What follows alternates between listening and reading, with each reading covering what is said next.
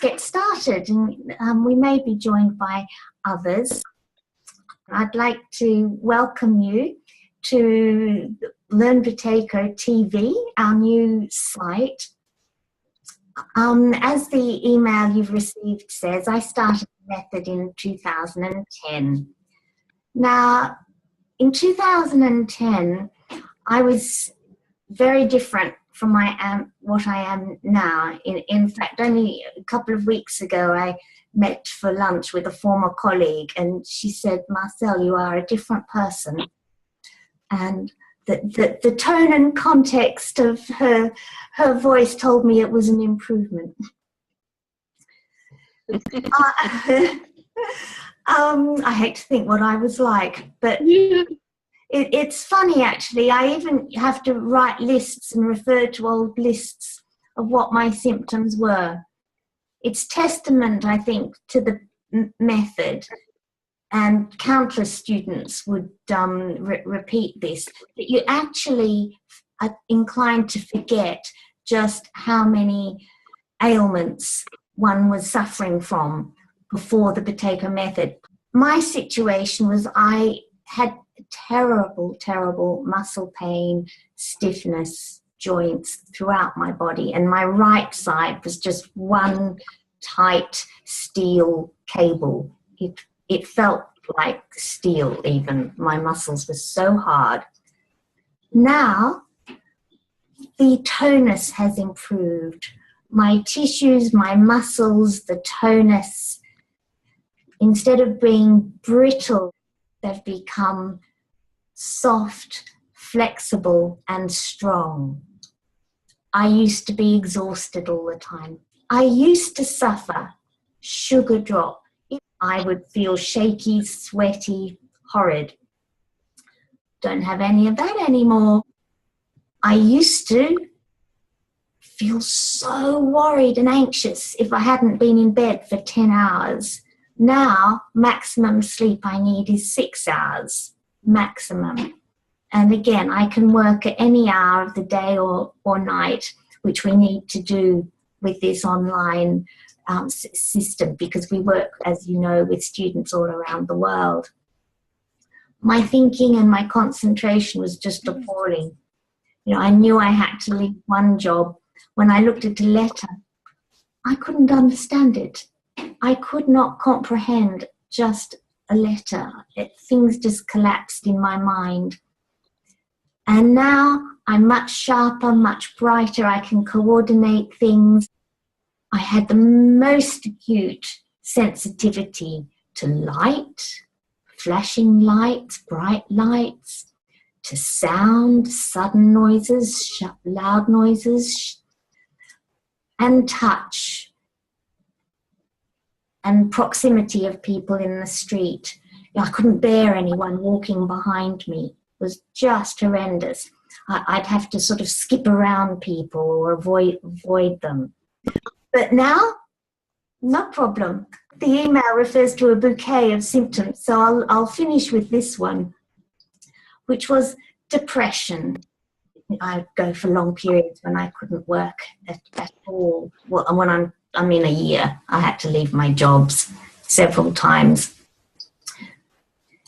And I had tried diet. I'd tried umpteen dozen therapies, physiotherapy, osteopathy, Alexander technique, Feldenkrais. I'd tried all sorts of things. And when I say tried, I mean for sustained periods. Yoga helped a lot. And I found I had to do it all the time. And the more I did it, the more I needed to do it, just to keep my limbs mobile. I wasn't terribly pleased when I was actually written off by 2 consultant rheumatologists who both said they could do nothing for me. That's not what you want to hear.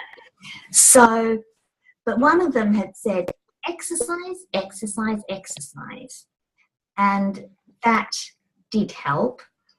And the other one, who was head of rheumatology at a leading London teaching hospital, said, well, there's nothing we can do, and yes, the medications don't help in the long term. whatever you're doing, I'd explained I'd just started the Buteyko method. He said, whatever you're doing is the right way to go. I don't want to know about it, but keep going. So that left me fairly stunned.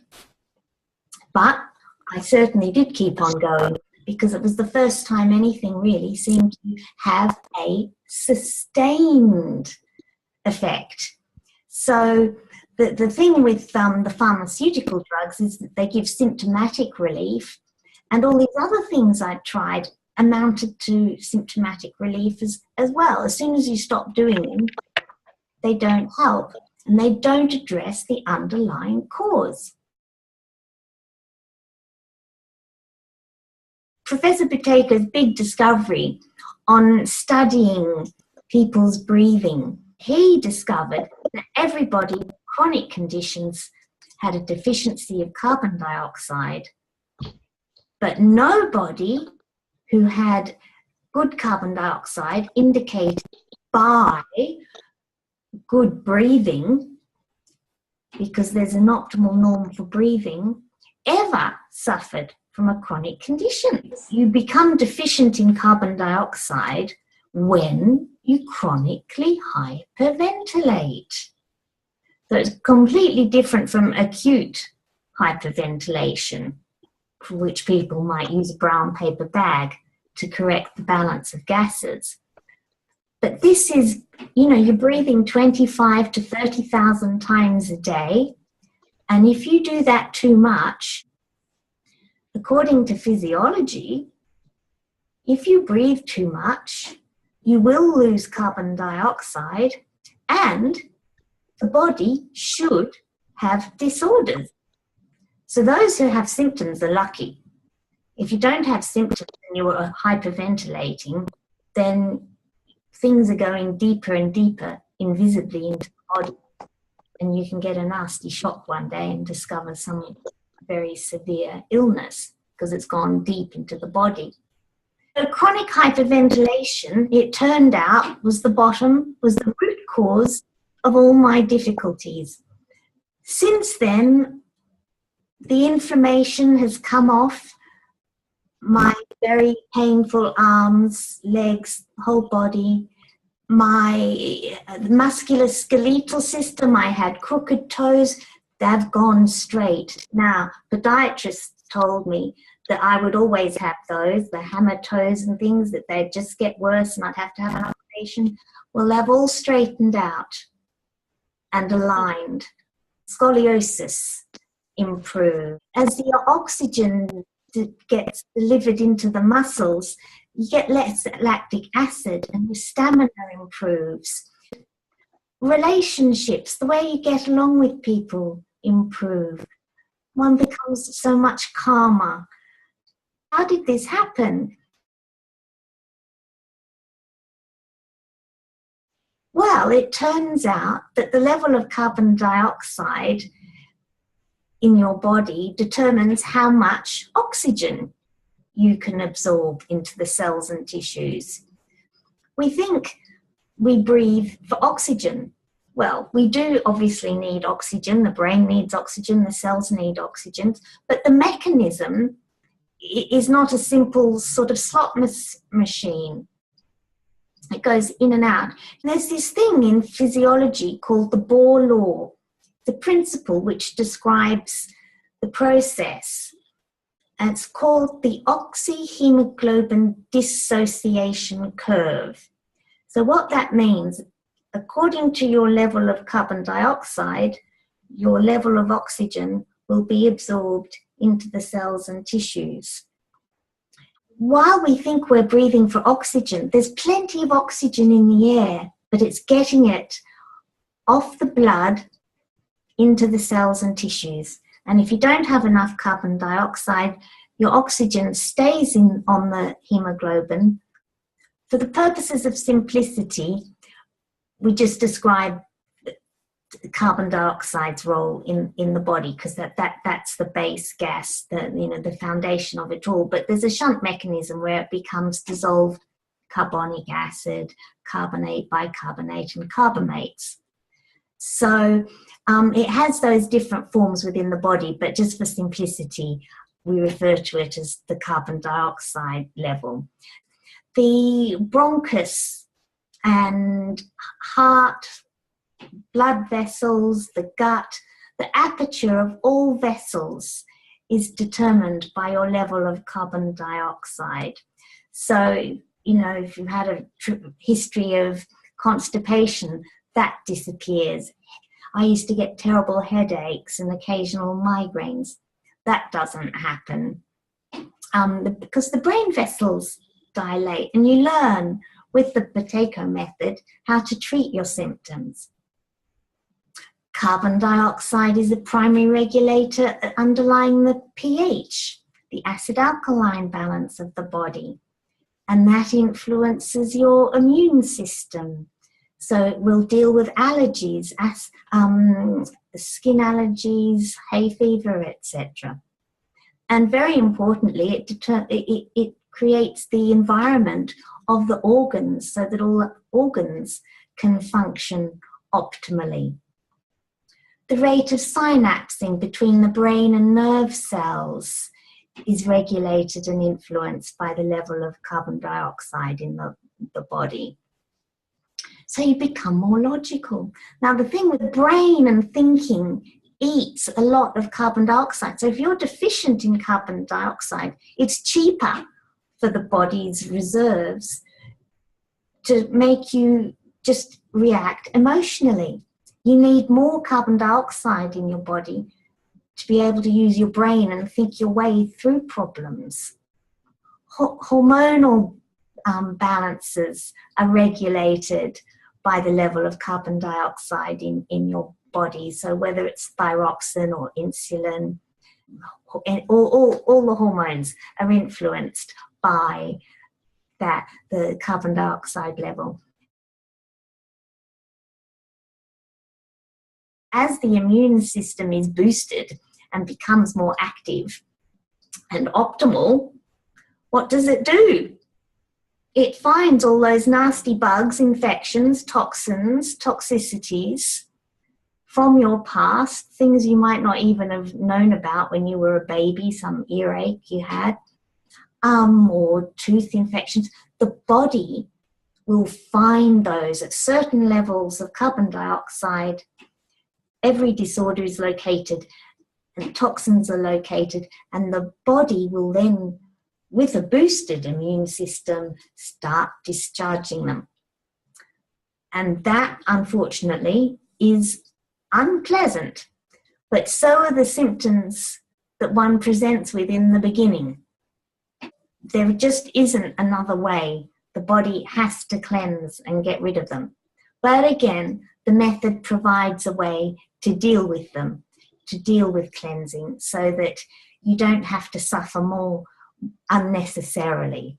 But it is unpleasant, and people do need to be prepared to go through that.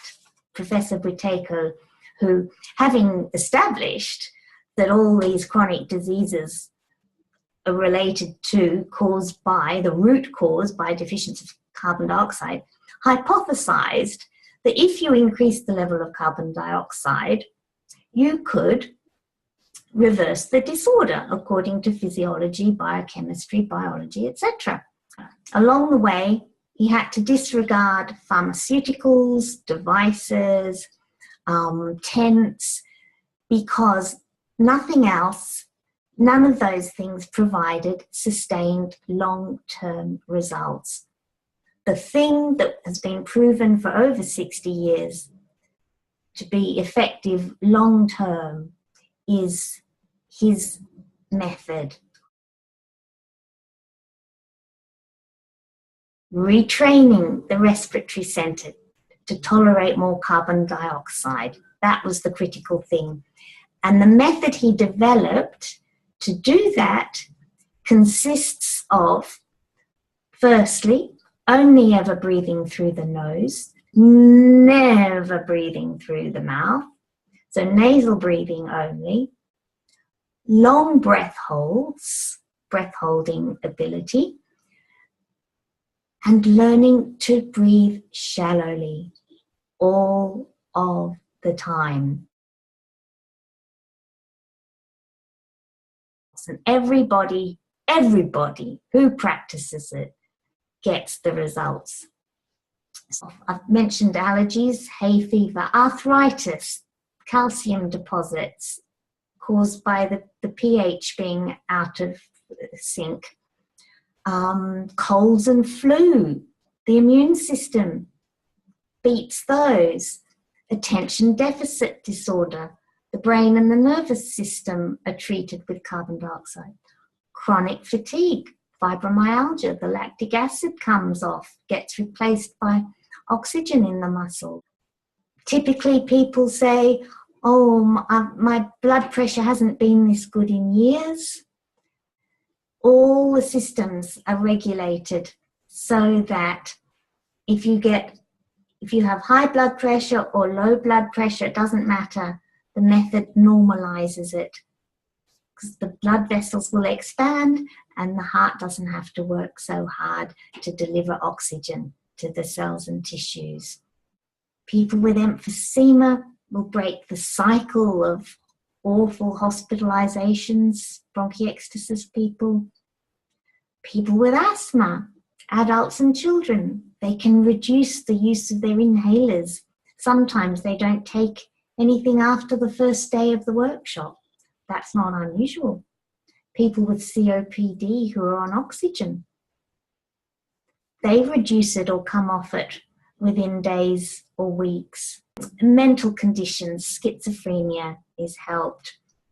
Insomnia, sleeping disorders in children as well as adults, where you might be overweight or underweight.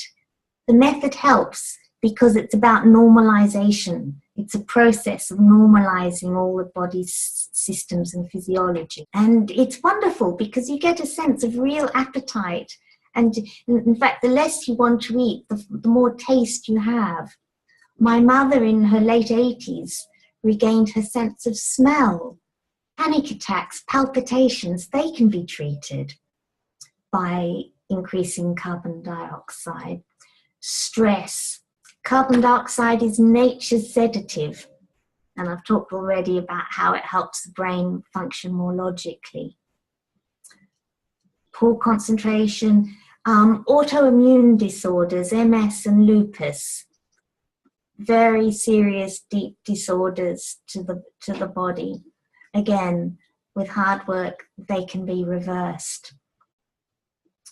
So there's lots of these things which are familiar to us. Diabetes was another one, which are hugely on the increase. They account for something like 80% of suffering, morbidity, death, and in Britain, about 80% of the NHS resources, the National Health System's resources, and it's growing. The short answer to who can benefit from the Buteyko method is everyone, anyone, any age. If you want to improve sporting performance, stage or other performing, or just enjoy better general health, avoid, put off, postpone the degenerative effects of aging, and just enjoy overall a better quality of life. Now, one sort of very typical example I wanted to tell you about was a couple of weeks ago before an individual session with a student. I read this very discouraged report and she sounded so sort of, well, discouraged. And I thought, oh dear, poor thing. This, this really is a process, and how am I going to help her stay with it?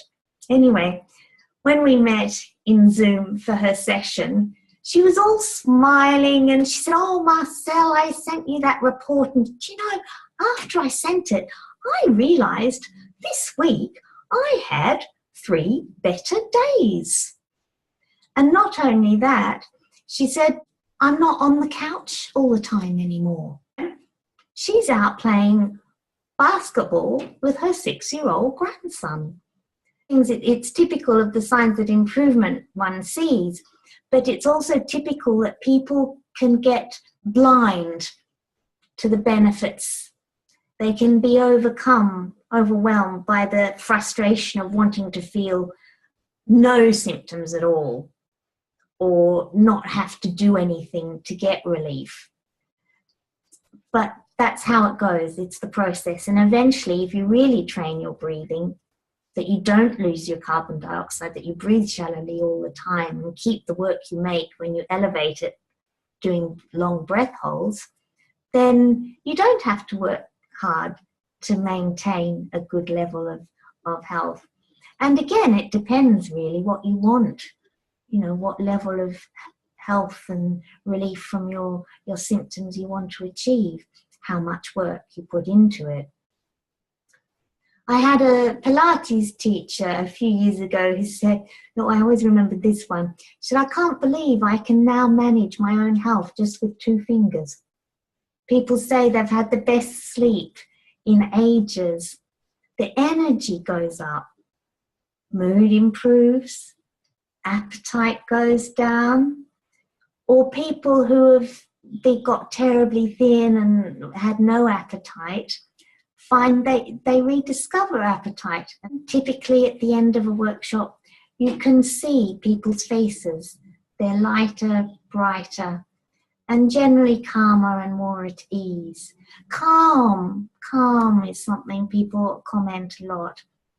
Even children will talk about feeling calmer after a practice.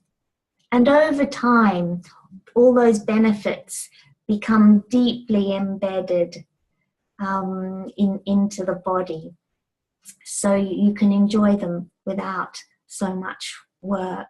My partner had a neighbour ask him recently how was he? And he said, oh, now I'm getting older, I feel so much better.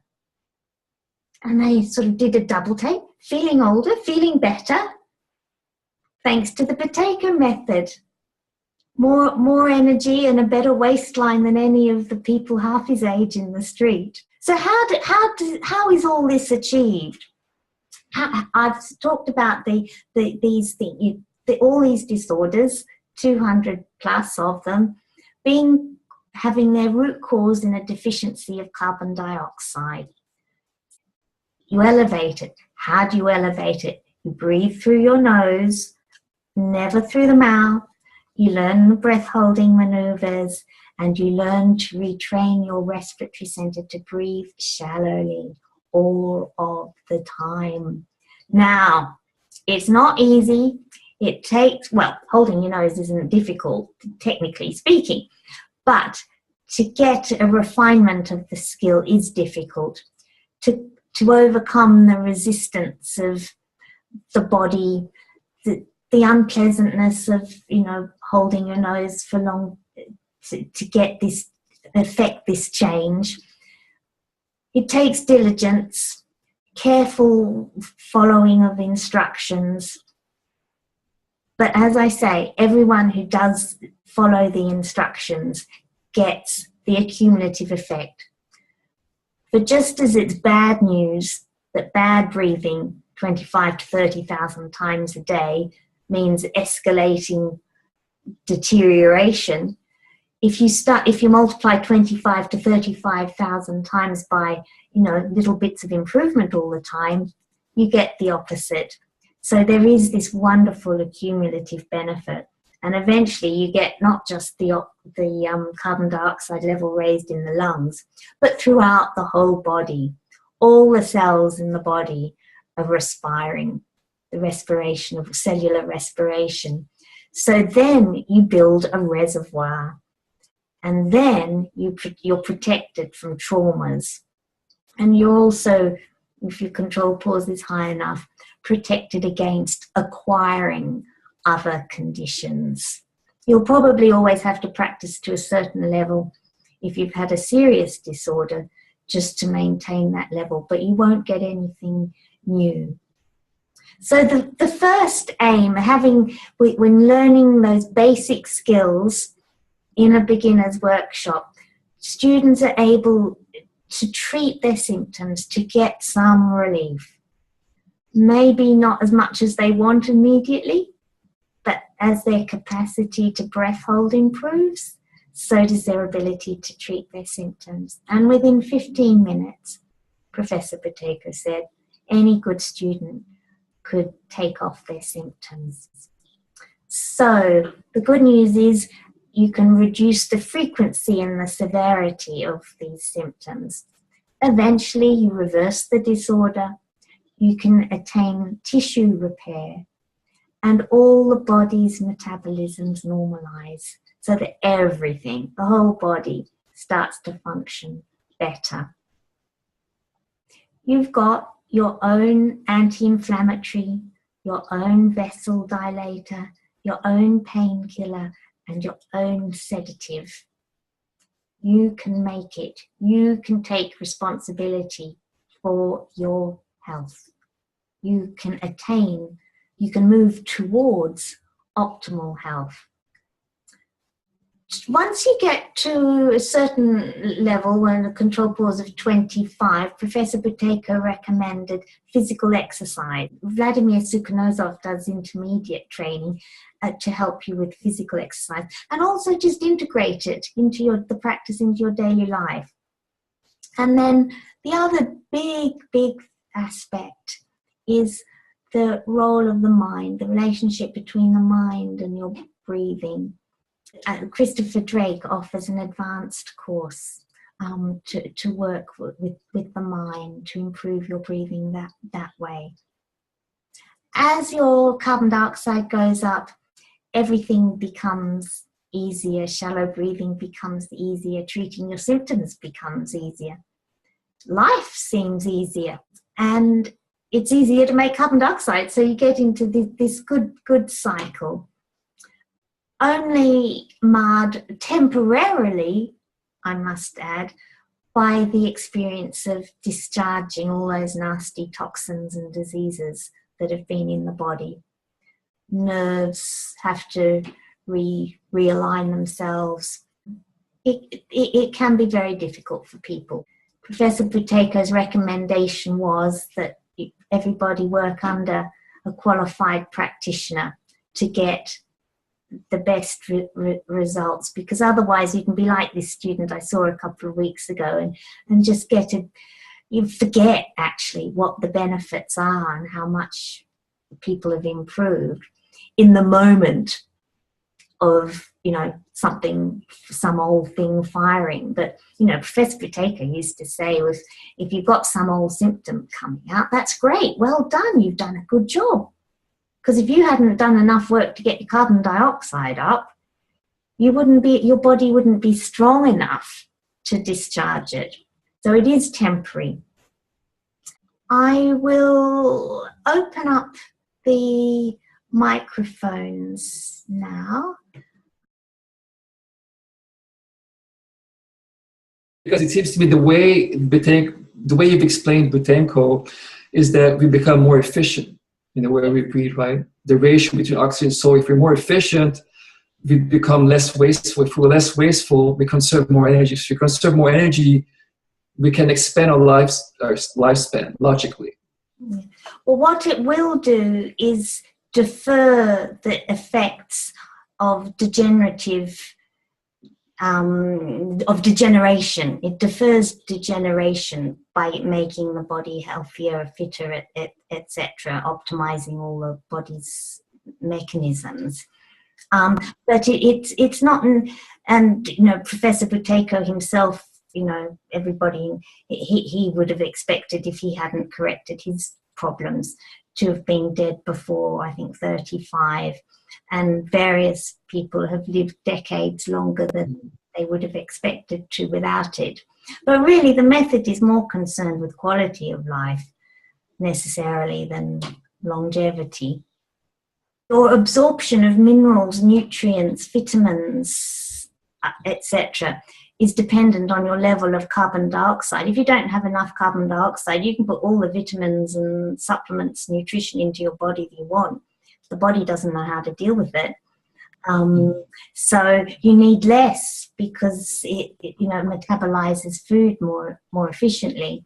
And wanting, as people become calmer and everything's better regulated, there's less wanting and less what Professor Buteyko described as greed. People who practice the method find themselves just wanting less, not just less food, less sleep, less breath, but less stuff. So this year, I'd never had illness or asthma or anything before, but this year, following a rather bad virus that I caught in the last winter at the end of January, it got worse and worse and worse. And then I ended up in hospital and being diagnosed with late onset asthma overlapping with COPD.